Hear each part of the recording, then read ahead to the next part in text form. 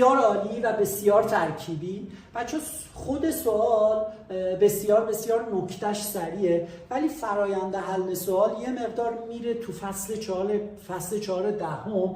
پس دقت بکنید، یعنی به غیر از این که در مورد 1 به 1 داره صحبت میکنه، در مورد یک نکته‌ای که از سال دهمه و یادآوریش براتون خوبه خواهیم رفت.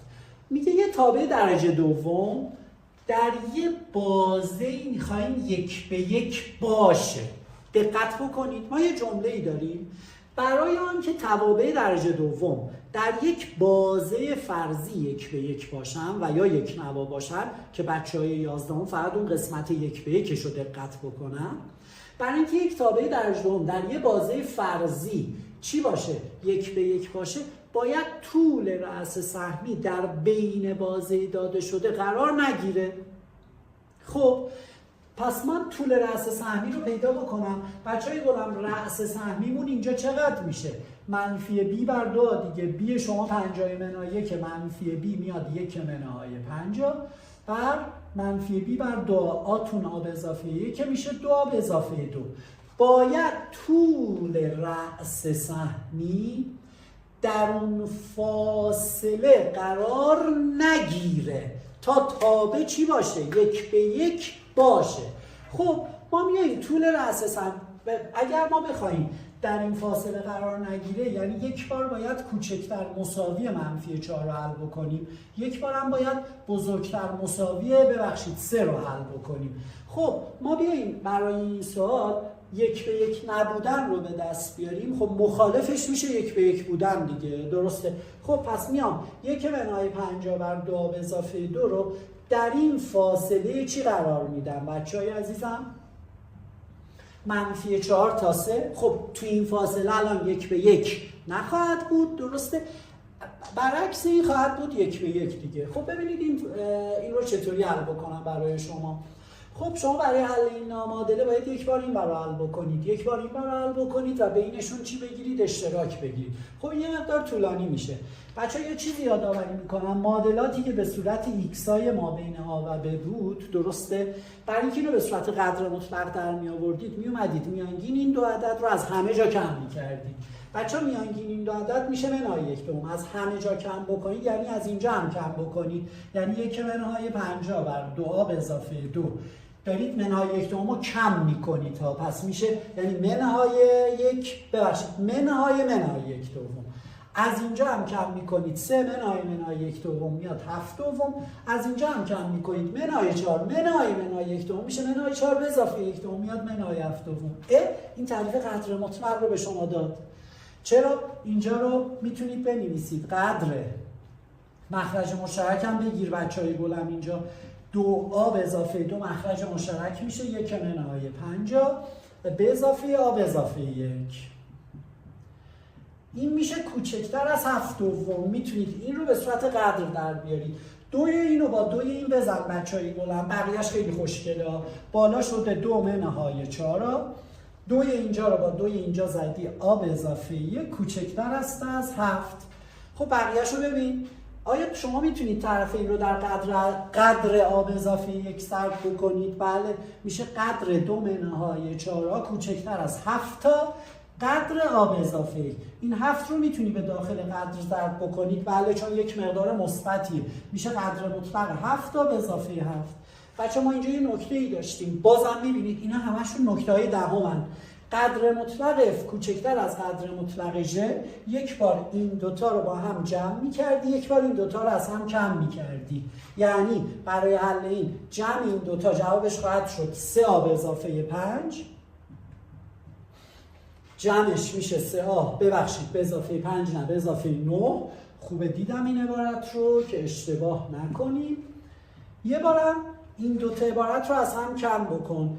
منهای 11 ها منهای 5 منهای 11 ها منهای 5 علامتش هم کوچکتر از 0. خب بچه ها دقت بکنید، این گفته بود 1 به 1 باشد و ما 1 به 1 نبودن رو داریم حل میکنیم. بچه ها جواب این نامعادله چی میشه؟ آهای کوچکتر از منفی 3 یا آهای بزرگتر از منفی 5/11. تو این فاصله ها 1 به 1 نیست. پس در چه فاصله 1 به 1؟ در فاصله -3 بسته تا -5/11، چون ما خارج بازه رو آوردیم دیگه، درسته؟ تو این فاصله 1 به 1 گفته بود اگه در فاصله n تا n بسته، گفته بیشترین مقدار n منهای n تون -5/11 n تون و m تون چقدر شده؟ منهای 3. گفته n منهای یعنی -5/11 منهای 3. جواب چقدر میاد؟ 33 با اون میاد 28/11 که جواب گزینه 1. بچه دقت بکنید، این سوال در مورد 1 به 1 بودن بود. ما تا اینجا توجه بکنید آوردیم ها، بقیهش فقط حل نامعادله بود که شما باید حل نامعادله قوی داشته باشید. خب سال 66 برای بچهای سال 11 برای آزمون‌های این هفته می‌خوایم تحلیل بکنیم. گفتن اگر f اینورس x برابر 3/4 x به اضافه 3 باشد و f x برابر x به اضافه b باشد، مقدار f b بر a رو به دست بیارید. بچه من دوست دارم اینو از دو روش برم. یه روش شاید دوست داشته باشید شما اینو بدونید که توی تابعی که خطیه x به اضافه ب هستش، قبول بچه‌های گل. حالا میخواید به خاطر اینکه با این آ و به قاطی نشه من اونجا رو بنویسم mx به اضافه n. خب mx به اضافه n f اینورس شما اگه میخواید سریع باشید باشه، جوابش میشه f اینورستون میشه 1 اموم x به اضافه نه ببخشید منهای معذرت میخوام n اموم منهای n اموم. دوست داری این فرمول رو حفظ باش. تو تابع های خطی اگه تابع خطی رو mx به اضافه n فرض بکنیم f اینورسش میشه 1 اموم x منهای n اموم. خب الان f اینورس x رو داده دیگه، شما الان f x ببین الان آتون 3/4 b تون 3 هستش، سریع الان میخواهید f x رو به دست بیارید. قبوله؟ اینو عکسش بکنید میشه 4/3 x منهای گفتیم n اموم n تون 3 هستش m تون 3/4 3 تقسیم بر 3/4 جوابش میاد 4. پس این شد f x شما. خیلی راحت، یعنی آی شما 4/3 طبق این رابطه، به شما -4. گفته f چی رو پیدا بکنید؟ بی برا منهای 4 بر 4/3 جوابش میشه -3. f -3 اینجا به جای x -3 بذارید -3 با 3 میره منهای 4 با منهای 4 جواب میاد -8. بچه این با نکته، ولی خب یه دانش آموزی میگه من چی کار دارم این نکته رو حفظ بکنم؟ وارونش رو داده، خود تابعش رو میخواد، من وارونش رو به دست میارم دیگه. این فقط به خاطر سرعت عمله. میدونید چرا گفتم؟ ممکنه تو بعضی از تستا مثلا تو بخش حد بعدا ما خواهیم دید تو سال 12 خیلی این نکته کمکت خواهد کرد به خاطر حل سریع تست. f اینورس رو داده، f اینورس x برابر است با 3/4 x به اضافه 3. خب شما میخواید تابع وارونش رو پیدا بکنید. تو پیدا کردن تابع وارون یک تابع باید x رو بر اساس y پیدا بکنیم دیگه. خب 3 رو بیاریم ور میشه y منهای 3 برابر است با 3/4 x. طرفین رو ضرب در 4/3 بکن تا x رو به دست بیاریم. x میاد، طرفین رو ضرب در 4/3 بکنیم میاد 4/3 y منهای این رو ضرب در 4/3 بکنید میشه منهای 4. چی بر اساس چی به دست اومد؟ x بر اساس y به دست اومد. تابع وارون شما اینه که به جای x ها y بذارید و به جای y ها x بذارید میاد 4/3 x منهای 4. ببین همین جوابی که اینجا آوردید برای ما f اینورس رو داده بود دیگه. پس این در حقیقت بچه‌ها چی هستش؟ خود f. خب برای ما مشخص شد a تون 4/3 و b تون -4، بقیه‌اش دیگه این قبلیه دیگه، یعنی a تون 4/3 و b تون -4 برای شما گفته f b برا این تقسیم بر این میشه f منهای 3. اینجا به جای x منهای 3 بذارید جواب میاد -8 که جواب گزینه 1 هستش. بچه‌ها یازدهم شما میدونید که کتاب درسی شما تو تابع وارون بیشتر حول و حوش چی میچرخه؟ درسته، تابع‌های خطی. کتاب درسی رو عرض کردم خدمتتون. گفته در تابع خطی f با دامنه آر، اف اینورس 11 برابر است با 4. پس ما یه نقطه داریم روی اف اینورس که طولش 11 عرضش 4. پس تو تابع اف جای ایکس ایگرگ رو عوض میکنیم دیگه. 4 و 11 روی خود تابع افه. بچه اینجا رو دقت بکنید، این اتحاد f1 به اضافه 1 به توان 2 مساوی 0، چون اولی به توان 2 میشه f1 به توان 2، 2 برابر اولی در دومی 2 تا f1، دومی به توان 2 اینجا داده. این برابر 0 باشه از اینجا نتیجه میگیریم f1 به اضافه 1 برابر 0، یعنی f1 برابر است با منفی 1. یه نقطه دیگه روی تابع f به وجود اومد، 1 منهای 1. گفته حال f2 به اضافه f اینورس 7. ببینید بچه ها، ما الان میتونیم ضابطه تابع f رو بنویسیم. بله، شیب تابعی که از این دو، چون گفته تابع خطی f دیگه، شیب خطی که از این دو تا نقطه میگذره میشه تفاضل ارسا، میشه 12 بر تفاضل طول ها میشه 3 که جوابش میاد 4. معادلش میشه ایگرگ منهای، از یکی از اینا استفاده بکن، ایگرگ به اضافه 1 برابر است با 4 در ایکس منهای 1. پس معادله تابع اف ایکس شد ایگرگ برابر است با 4x منهای 4، این یکم به اونور میشه منهای 5. دقت بکن بقیه‌اش f2. ببینید تابع f2 یعنی برو در تابع f به جای x ها 2 بذار 4 ضرب در 2 منهای 5، جواب میاد 3. الان میگه f اینورس 7. بچه این خیلی قشنگه ها. اینجا ورودی f اینورس 7، خروجی پس f. پس دقت بکنید این f اینورس، ورودی f اینورس 7، پس خروجی f یعنی y f 7. میرید به جای y ها اینجا 7 میذارید و حاصلش رو به دست میارید، میاد 4x برابر است با 12، x میاد 3. پس حاصل بچه ها f2 جوابش شد چقدر؟ f2 جوابش شد 3، f اینورس 7 جوابش شد 3. 3 به اضافه 3 جوابش میاد 6 که گزینه 4 هستش. بچه یک سوال خیلی خوب از اعمال جبری بر روی توابع. دقت بکنید، گفته اگر تابع fx این باشه، رادیکال x منهای 2 منهای 1 که کشیده، یعنی من میخوام دقت بکنید رادیکال x رو 2 واحد برده سمت راست و 1 واحد آورده پایین، یعنی از اینجا این تابع رو کشیده، این همون تابع f که اینجا نقطه 2 و منفی 1. دقت بکنید یعنی نقطه شروعی که اینجا گذاشته، اینجا برای شما یه سی گفته، یعنی سی شما منفی 1. ما از همون اول سی رو به دست آوردیم. گفته دامنه تابع ژ بر اف. بچه شما میدونید دامنه اعمال تو تقسیم یه نکته ریز داره. همیشه دامنه اعمال اصلی بر روی توابع هستش. دامنه اینجا ژ تقسیم بر اف میشه دامنه ژ اشتراکش با دامنه اف منهای اون ایکسی که مخرج کسر رو صفر میکنه، یعنی اف ایکس رو صفر میکنه. با من باشید لطفاً.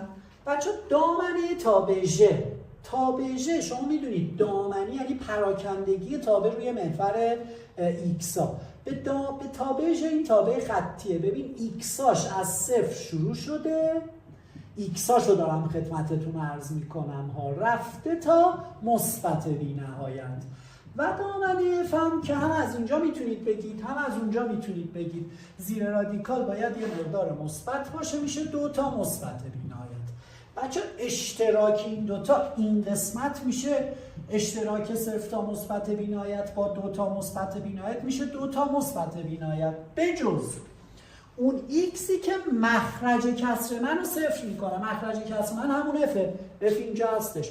اینو اگه مساوی 0 قرار بدید، یعنی رادیکال x منهای 2 منهای 1 رو مساوی 0 قرار بدید، میشه رادیکال x منهای 2 برابر است با 1، طرفین به توان 2 برسون، x منهای 2 برابر میشه با چقدر بچه‌های گلم؟ 1، x میاد 3. xی که مخرج کسر شما رو صفر میکنه 3 هستش. از این فاصله 3 رو کم میکنید. گفته بود اگر دامنه این تابع آ تا مثبت بی نهایت به جز ب باشد، یعنی الان آ مشخص شده، ب مشخص شده و سی هم مشخص شده. آ به اضافه بی به اضافه سی، آ2 ب 3، آ به اضافه ب به اضافه سی، سی مون هم که منهای 1، 2 با 3 جمعش 5 با اون منهای 1 جوابش میاد چقدر؟ 4 که جوابش گزینه 1 هستش. بچه سوال 69 بازم یک سوال خیلی قشنگ از اعمال جبری توی تابع ها، چون اعمال جبری یعنی جمع و تفریق و ضرب و تقسیم تابع ها با هم دیگه. دقت بکنید تابع fx رو داده و تابع gx هم داده. دقت بکنید دامنه تابع f که اگه دقت بکنید x های بزرگتر از صفره. میگی چرا x های بزرگتر مساوی نه؟ به خاطر اینکه بله درست رادیکال تو صورت کسره ولی یه x هم تو مخرج کسر داری، پس دامنه فقط x های بزرگتر از صفره. دامنه ژ بچه اگه دقت بکنید x های بزرگتر از صفره. شما میدونید این جمله خیلی مهمه. ما همیشه یک تابع رو کی میتونیم ساده سازی بکنیم؟ خیلی مهمه وقتی که دامنه تابع رو به دست آوردیم. چون الان دامنه رو به دست آوردیم، الان من تابع fx هم میتونم ساده بکنم. یعنی الان تابع fx من شما میتونید این x رو، این x همون رادیکال x در رادیکال x دیگه، دقت بکنید برای اینکه رادیکال x ضرب در رادیکال x این x پایین، اینو با این بزنی چون دامنه رو پیدا کردی میتونی این کارو بکنی ها. این شد fx شما. gx شما هم اگه توجه بکنید چون x ها بزرگتر از صفر اینقدر داخلش مثبته، این قدر مطلق، چون دامنش x های بزرگتر از صفر میشه x منهای 1 بر رادیکال x. از شما دامنه چی رو میخواد؟ ژ به اضافه f و بردش. دامنه ژ به اضافه f میشه دامنه اشتراکشون. دامنه این هم x های بزرگتر از صفر، دامنه این هم x های بزرگتر از صفر. دامنه f به اضافه ژ میشه x های بزرگتر از صفر، یعنی صفر باز تا مثبت. ببینید دامنه رو به دست آوردیم. برد. برای پیدا کردن برد اول تابع ژ به اضافه f رو تشکیل بدیم. ژتون چیه بچهای گلم؟ x منهای 1 بر رادیکال x. ساده کردیم ما. بازم دقت بکنید چون دامنه رو پیدا کردیم میتونیم تابع رو ساده بکنیم. به اضافه f. f تون چیه؟ f رو هم من ساده کردم شده 1 بر رادیکال x. این دوتا با هم دیگه ساده میشن. تابع ژ به اضافه f شما میشه فقط x. دقت بکنید برد تابع ژ به اضافه f رو میخواد. برد تابع ژ به اضافه f شما شده تابع نیم ساز رو به اول و سوم، یعنی y برابر است با x. بردش آره، ولی چون دامنه شما محدوده، x های شما بزرگتر از صفره، y های شما هم بزرگتر از صفر خواهد بود، یعنی برد تابعتون هم شد بزرگتر از صفر. کدوم گزینه هستش که هم دامنه و برد هر دو تا صفر باز تا مثبت بی‌نهایت؟ گزینه 3. شما میدونید که اری که اینجا گفته بچه‌ها دقت بکنید، این ار یعنی همون رنج، یعنی برد تابع. دقت بکنید اری که کنارش یه علامت اینجوری باشه این میشه مجموع عددهای حقیقی، اری که اینجوری باشه یعنی برد شما، که جواب میاد گزینه 3.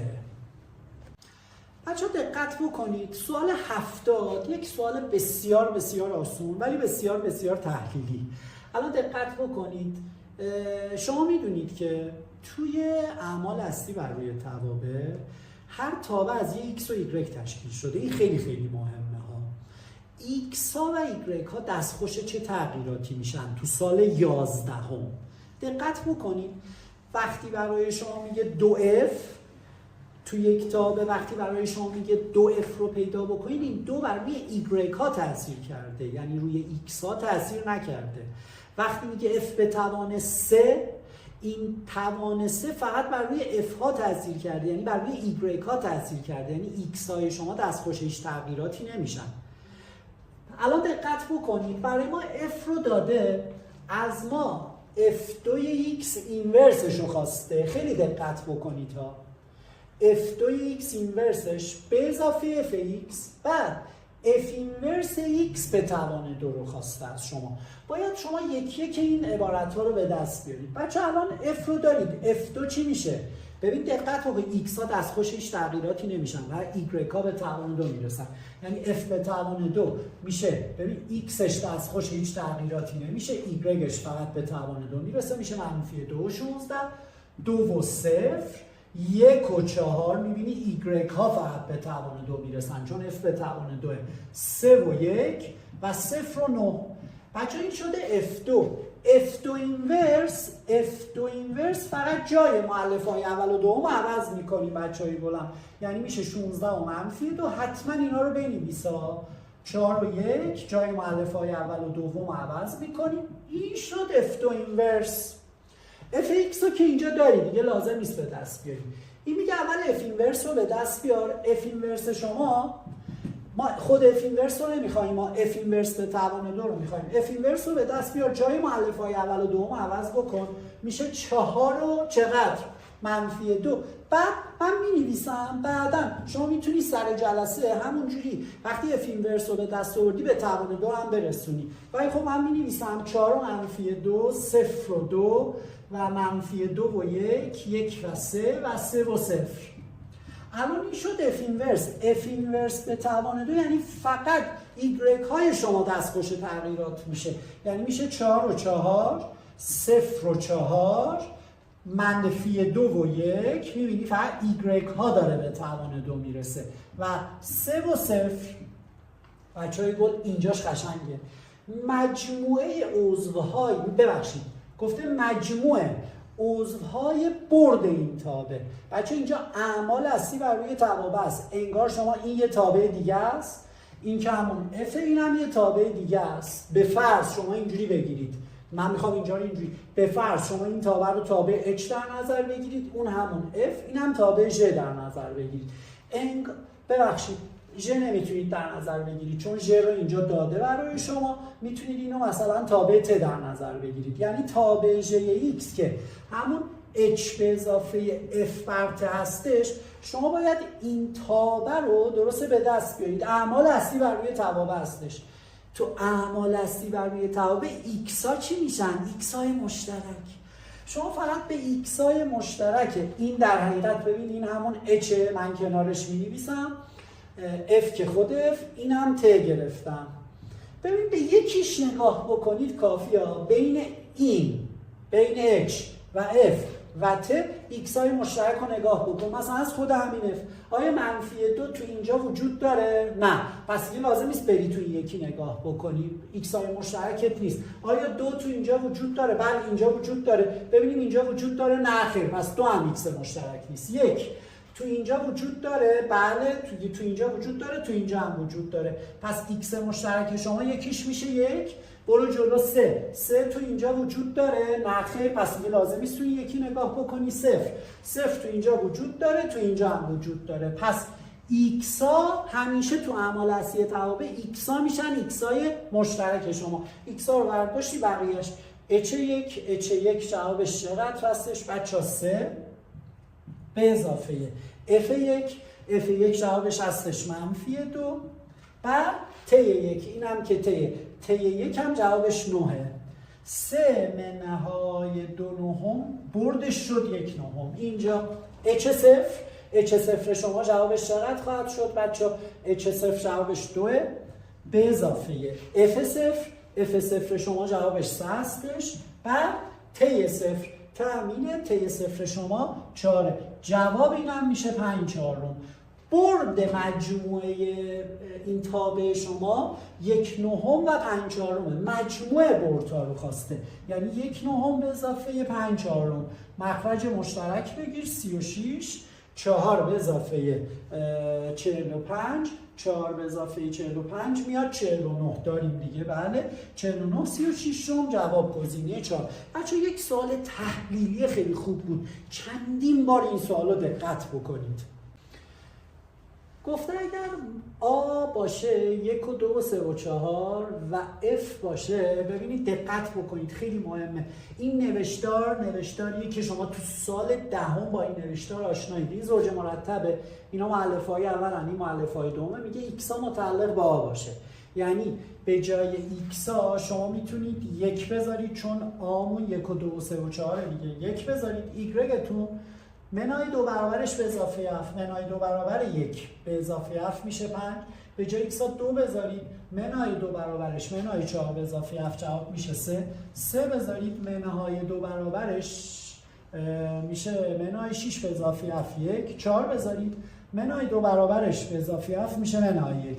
بقیهش دیگه خیلی راحته. گفته f اینورس 3 ورودی f اینورس هستش، پس خروجی f باید 3 باشه. جوابش چقدره؟ 2. جواب این 2. f1 هم که جوابش 5. 2 به اضافه 5 جوابش میشه 7 و گزینه 1. دقت بکنید اینجا رو دوباره بگم. f اینورس 3 اف اینورس 3 ورودی اف اینورس باید 3 باشه که میشه خروجی اف. خروجی اف تو کجا هستش؟ تو 2. پس جواب این 2 و اف یک هم که برابر است با 5 جمعشون میشه گزینه 1.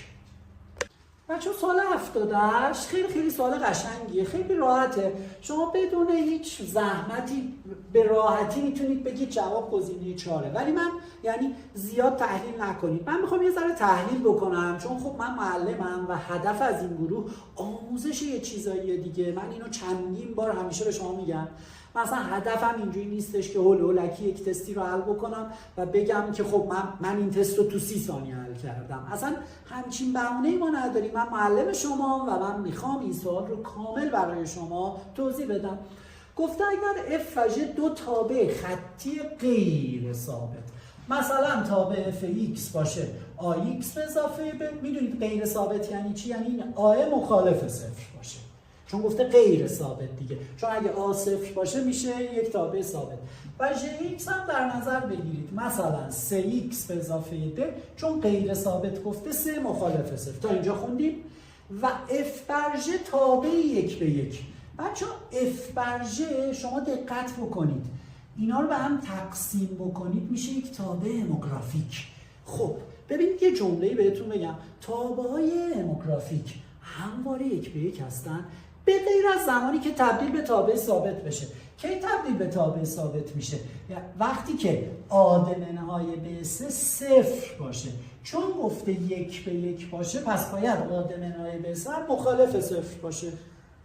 خب این توضیحات خیلی مهمه برای شما. گفته الان کدام تابع زیر قطعاً 1 به 1. بچه اف بر ژ تابع چی بود؟ 1 به 1 که یک تابع چی بود؟ هموگرافیک.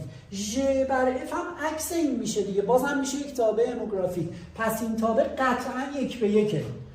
اف به اضافه ژ دو تابع خطی غیر ثابت، دو تابع خطی غیر ثابت. کاش اینجا کلمه متمایز هم میگفت. اف و ژ دو تابع خطی غیر ثابت متمایز. خب بله باید متمایز باشن، بله، چون اینجا گفته اف بر ژ تابع 1 به 1. چون دقت بکنید خوبه اینجا نگفته متمایز. ببین دقت بکنید این تحلیلش چقدر مهمه. اون وقت دانش آموزی که به این قضیه توجه نکنه میتونه بگه خب آقا اف منهای ژ هم میتونه یک تابع چی باشه؟ 1 به 1 نباشه. چرا؟ چون اگر تابع اف و ژ تابع خطی غیر متمایز باشن، درسته؟ یعنی آ و 3 با هم دیگه برابر باشه، وقتی این دوتا از هم دیگه کم میشن میشه یک تابع ثابت که غیر 1 به 1 میشه. پس خیلی باید دقت بکنید به اینجا.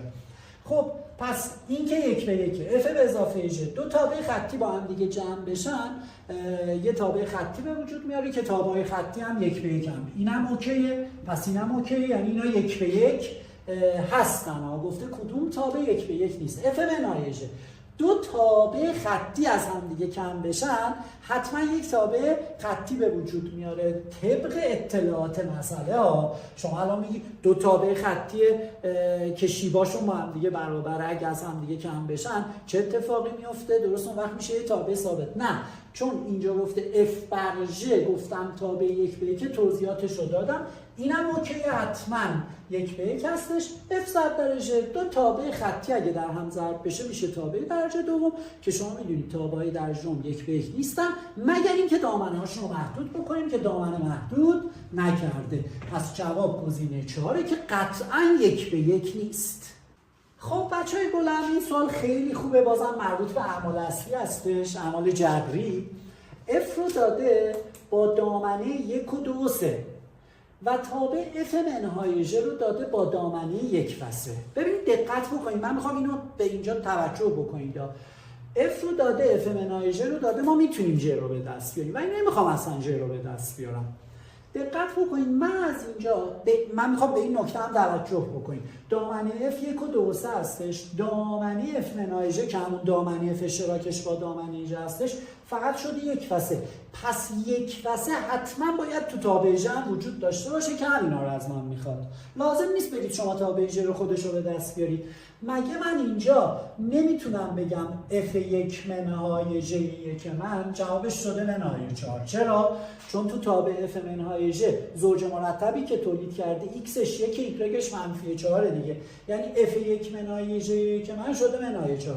f1 من چقدره بچهای گل من؟ دقت بکنید، f1 جوابش 4. پس ژ1 رو میتونید به دست بیارید، 4 منهای ژ1 شده منهای 4. ژ1 این بره اون بر این بیاد این ور، ژ1 میشه 4. ژ1 رو به دست آوردید. ژ3 رو میخوایی، مگه تو اینجا f3 منهای ژ3 برابر 1 نیست؟ چون تو تابع f منهای ژ زوج مرتب 3 و 1 تعریف شده. f3 جوابش چقدر هستش؟ دقت بکنید 4. پس 4 منهای ژ3 جوابش شده چقدر بچهای گل من؟ 4 منهای ژ3 جوابش شده 1. ژ3 از اینجا این بره اون بره تساوی این بیاد این بر، ژ3 جوابش میشه 3. حاصل ژ1 رو خواسته بود 8 منهای 2 تا ژ3. ژ3 3 هستش، 2 برابرش میشه 6. 8 منهای 6 جوابش میشه 2 و جواب گزینه 2. بچه سوال 80 گفته برای رسم نمودار تابع 1 به اضافه قدر مطلق 2x منهای 4 از روی نمودار این. پس بچه ما میخواییم از روی قدر مطلق x که این همون تابع f، تابع چی رو رسم بکنیم بچهای گلم؟ 1 به اضافه قدر مطلق، توجه بکنید من میخوام به این خیلی دقت بکنید، 2x منهای 4. شما میدونید برای اینکه شما تابع رو انتقال افقی بدید، یعنی چپ و راست ببرید، باید اون عدده به x تاثیر بکنه. اشتباه نکنه اینجا ببینیم منهای 4 به x تاثیر نکرده، ولی برای اینکه تاثیرش رو روی x ببینی باید از یه 2 فاکتور بگیری. پس شما به راحتی میتونید بگید تابع قدر مطلق x 2 واحد رفته سمت راست، y ها 2 برابر شده و 1 واحد رفته بالا. بریم ببینیم با چه ترتیبی گفته. گفته نمودار تابع f را ابتدا انتقال داده، پس گفته 2 واحد به راست. بریم ببینیم 2 واحد به راستا کدوما؟ گزینه ها رو چقدر راحت داده، اصلا دیگه ما لازم نیست اصلا بقیه رو بخونیم بچهای گل. ببین فقط 2 واحد به راست و گزینه 1. کاش یه ذره گزینه ها رو یه مقدار سنگین تر میداد که ما فقط با یه دونه 2 واحد به راست دیگه الان این گزینه رو زدیم. ولی خب دقت بکنید 2 واحد بردیم سمت راست و ادامهش رو 3. پس عرض هر نقطه رو 2 برابر میکنیم. بله دیگه، چون این ایگرگ ها ضرب داره 2 میشه. عرض نقطه رو 2 برابر میکنیم، اونم تو گزینه 1 و در انتها 1 واحد میبریم بالا که جواب گزینه 1 هستش.